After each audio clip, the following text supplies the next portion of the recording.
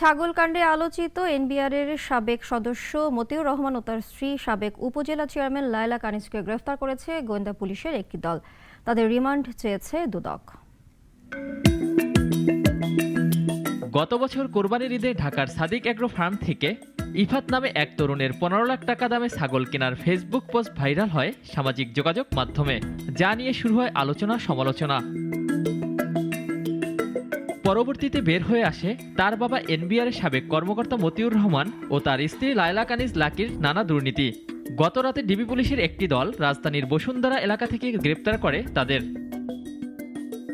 তবে কোন মামলায় তাদের গ্রেপ্তার করা হয়েছে তা স্পষ্ট করেনি ডিএমপি, যদিও এ দম্পতির নামে রয়েছে একাধিক দুর্নীতির মামলা।